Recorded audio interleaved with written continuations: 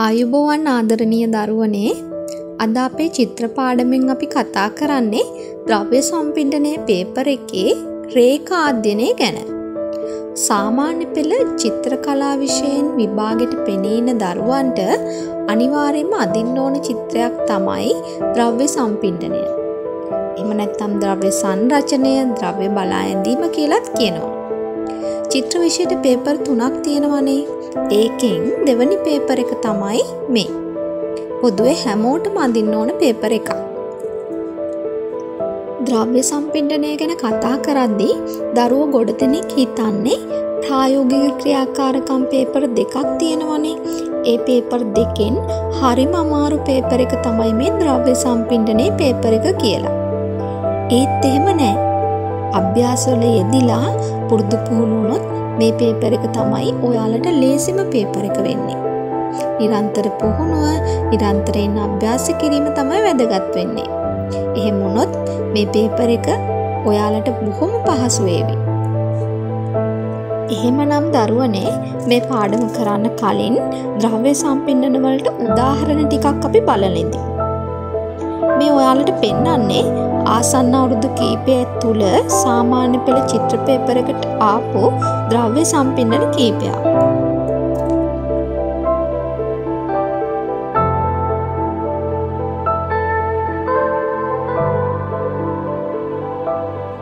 මේ වගේ යම් යම් වෙනස්කම් එක්ක ඔයාලට ද්‍රව්‍ය කට්ටලයක් අඳින්න එනවා.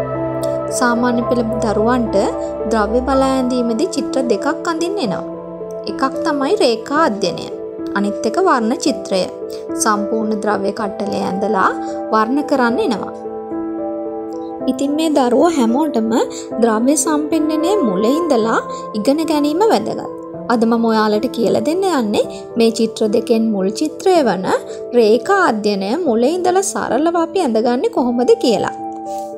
රේඛා අධ්‍යයනයේදී පැන්සල බොහොම වැදගත්. අපි එදිනෙදා පාවිච්චි කරන පැන්සල් අංකණය කරලා තියෙනවා ඔයාලා දැකලා තියෙනවනේ. ඒවයේ H වර්ගයේ පැන්සල් 2H, 3H, 4H ආදී වශයෙන් අගය වැඩි වෙනකොට පැන්සලෙන් අඳින රේඛා ලාපෑයක් ගන්නවා. ඒ වගේම B වර්ගයේ පැන්සල් වල 2B, 4B, 6B, 8B, 10B ආදී වශයෙන් අගය වැඩි වෙනකොට පැන්සලෙන් අඳින රේඛා ක්‍රමයෙන් තද පැහැයක් ගන්නවා.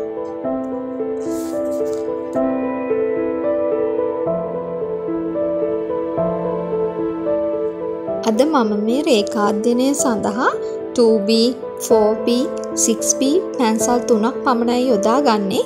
ඒක අපේ වැඩේට හොඳටම ප්‍රමාණවත්. හොඳයි එහෙනම් අපි චිත්‍රය අඳිමු. මෙතනදී මම ඔයාලට මුලින් ඉඳන් සරලව රේඛා අධ්‍යයනය අඳින්නේ කොහොමද කියලා දෙනවා. දරුවෝ සියලු දෙනාම හොඳ අවධානයෙන් පාඩමත් එක්ක එකතු වෙලා ඉන්න ඕනේ. ඔයාලට පේනවා මම මේ කුලේ හතර පැත්තේ පොඩි සලකුණු හතරක් ඇඳ ගන්නවා. සමාන දුරවල් වලින්. මොකද භාණ්ඩ ටික මේ තලය තුලට සම්පින්ඩනය කරගන්න පහසු වෙන්න. මොකද එතකොට අපිට මේ සීමාවෙන් පිටතට නොයා භාණ්ඩ ටික තලය තුල සම්පින්ඩනය කරගන්න පුළුවන්. තලය කියලා මම අදහස් කරන්නේ අපි මේ අඳින චිත්‍ර කොලේට. දැන් මම මේ අඳින්නේ ආධාරකය. ඒ කියන්නේ ලෑල්ල. ආධාරකයේ උඩ තමයි ද්‍රව්‍ය ටික අඳින්න ඕනේ. ඒ නිසා ආධාරකය කියන්නේ අත්‍යවශ්‍ය අංගයක්.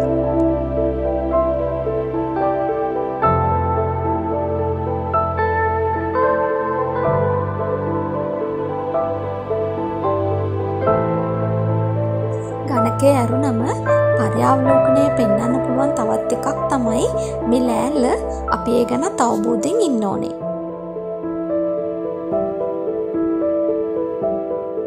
මුලින්ම ද්‍රව්‍ය ටික තලයේ මත සම්පින්ඩනය කරන්නේ කොහොමද කියලා සරල දල සටහනකින් භාණ්ඩ ටික ඇඳ ගන්න ඕන සීමාව ලකුණු කරගන්න ඕනේ. මෙතනදී භාණ්ඩවල උස පළල පරිමාණය ගැන සැලකිලිමත් වෙන්න ඕනේ. මුලින්ම අපි අත තදින් ඇඳගන්නේ නැහැ. අත බුරුලෙන් තමයි අඳින්න ඕනේ.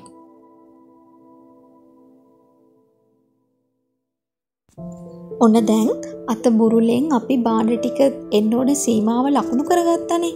දැන් අපි පොඩ්ඩක් පැහැදිලිව භාණ්ඩ ටික ඇඳගමු.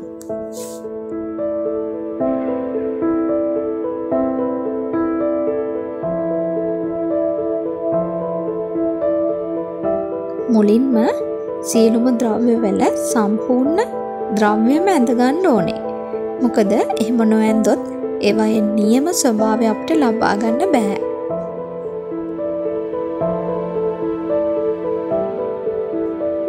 දැන් අපි චිත්‍රය ගොඩනගන විදිය දරුවෝ පියවරෙන් පියවර හොඳින් බලා ගන්න ඕනේ.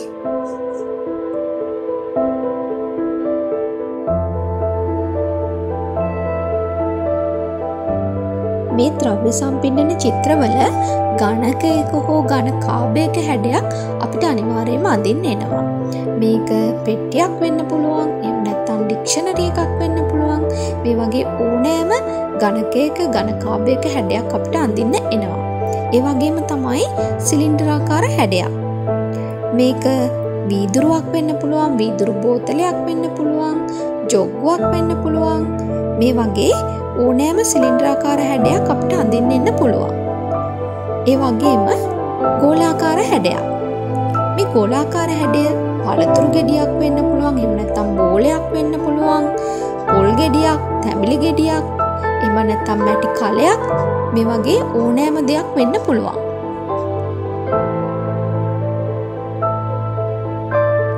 ඒ වගේම රෙදි කඩක්. මේක මල් සහිත චීත රෙද්දක් වෙන්න පුළුවන්, නැප්කින් එකක් වෙන්න පුළුවන්. කොහොම වුණත් රෙදි කඩක ස්වභාවය තමයි මෙතනදී පෙන්වන්න ඕනේ. ඒ කියන්නේ රෙද්දක තියෙන නම්‍යශීලීකම අපි මේ චිත්‍රයෙන් දක්වන්න ඕනේ.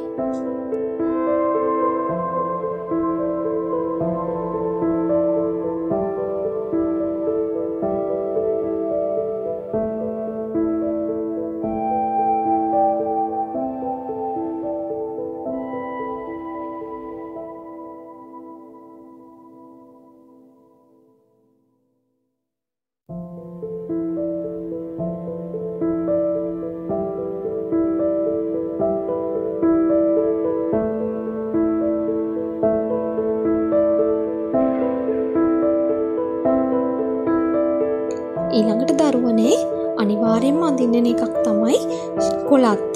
මේක ක්‍රෝටන් කොළාත්තක් වෙන්න පුළුවන්, එහෙම නැත්නම් අඹ කොළාත්තක් වෙන්න පුළුවන්, මල් සහිත කොළාත්තක් වෙන්නත් පුළුවන්. උදාහරණයක් විදිහට අරලිය මල් අත්තක්, වද මල් අත්තක්, ඒ වගේම රුක්කත්තන මල් අත්තක්. මේ වගේ ශාක පත්‍ර සහිත අත්තක් ඔයාලට අඳින්න එනවා. මෙතනදී මම ඔයාලට ක්‍රෝටන් කොළාත්තක් තමයි අඳින්නේ.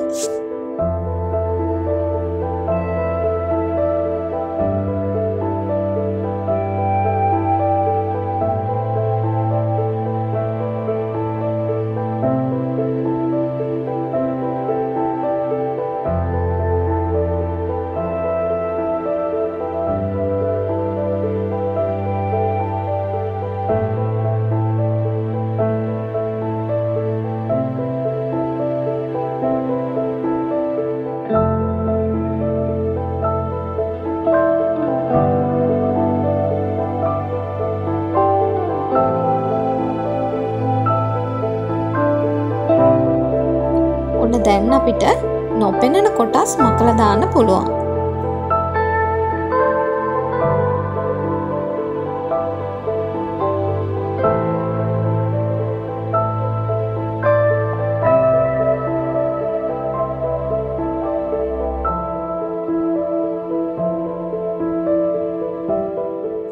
මම මේ ලකුණු කරන්නේ භාණ්ඩ ටිකට ආලෝකය ලැබෙන පැත්ත.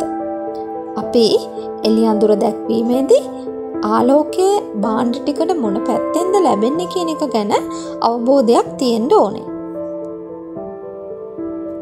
ත්‍රිමාන ලක්ෂණ මතු කිරීමේදී හොඳින් බලන්න ඕනේ ආලෝකය එන්නේ මොන දිශාවෙන්ද කියලා. ආලෝකය එන දිශාවට ප්‍රතිවිරුද්ධ දිශාව අඳුරු වෙන්න ඕනේ.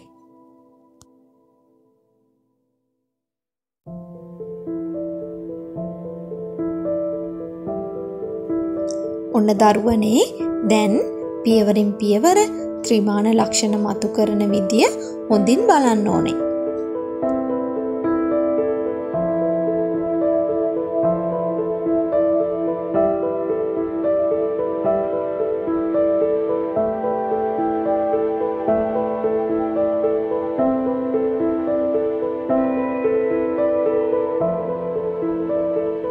ඒ වගේම ඔයාලා දැනගන්න ඕන තවත් වැදගත් කාරණයක් තමයි මේ රේඛා අධ්‍යයනයේදී ද්‍රව්‍ය සමූහය ක්‍රම කීපයකට අපිට අඳින්න පුළුවන්.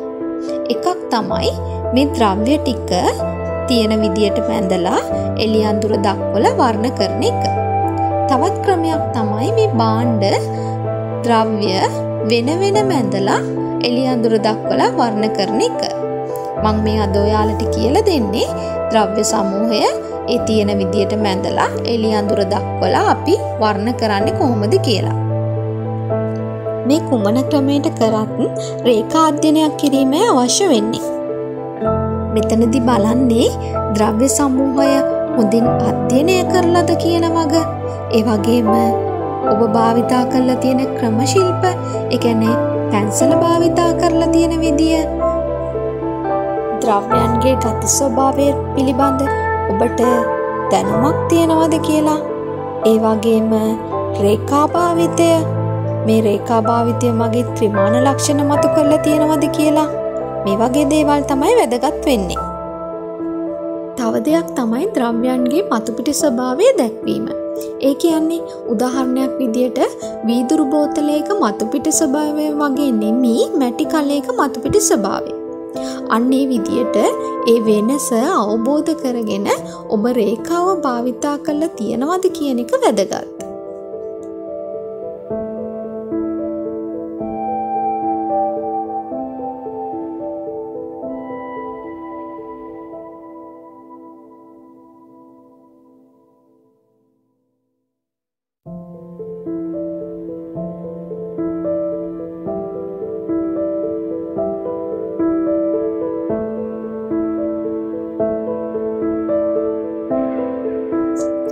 රේඛා අධ්‍යයනයේදී හරිම වැදගත් අපි පැන්සල භාවිතා කරන ආකාරය.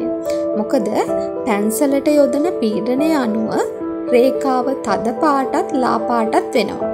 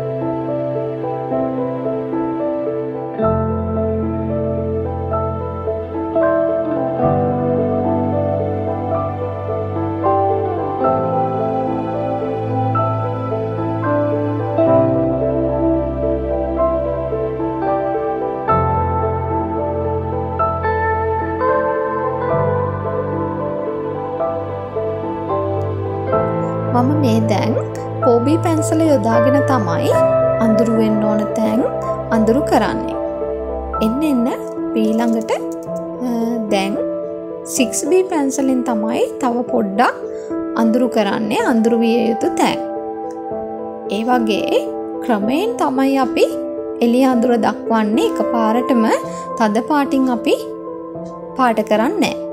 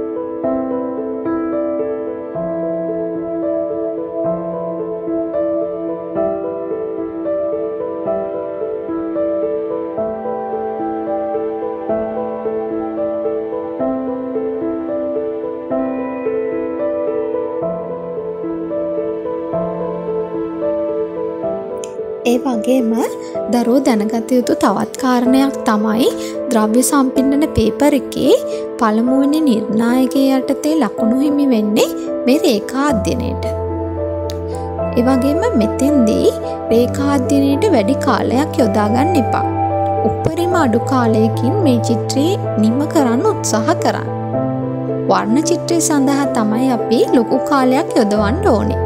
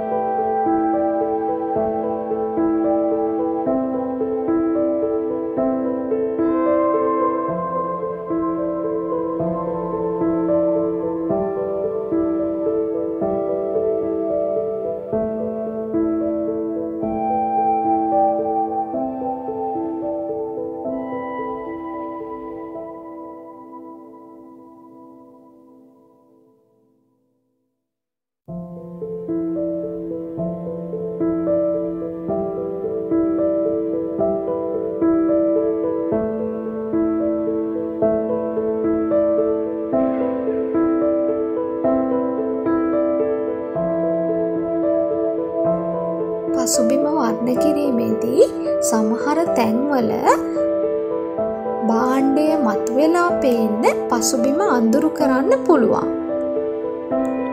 භාණ්ඩයේ ලා පැහැයක් තියෙන තැන්වලදී පසුබිම අඳුරු පැහැයෙන් වර්ණ කිරීමේදී ඒ භාණ්ඩය මතුවලා පේනවා. ඒ විදිහට අපිට වර්ණ කරන්න පුළුවන්.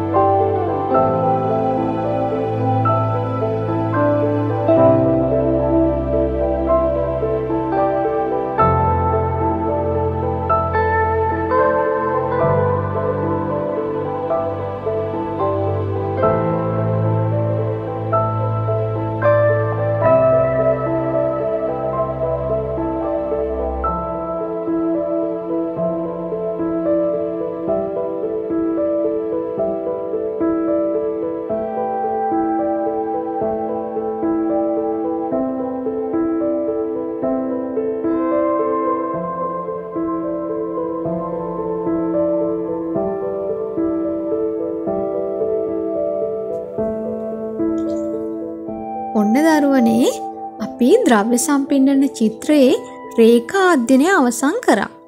මම හිතනවා ඔයාලට මේ රේඛා අධ්‍යයන චිත්‍රය ගැන හොඳ අවබෝධයක් ලැබෙන්න ඇති කියලා. ඉතින් ඉදිරි දවසකදී මම මේ චිත්‍රය වර්ණ කරන විදිය ඔයාලට කියලා දෙන්න බලාපොරොත්තු වෙනවා. ඉතින් ඔයාලා දිගින් දිගටම අභ්‍යාස කරලා ක්‍රියාකාරකම් වල යෙදිලා අතුහුරු කරගන්න ඕනේ.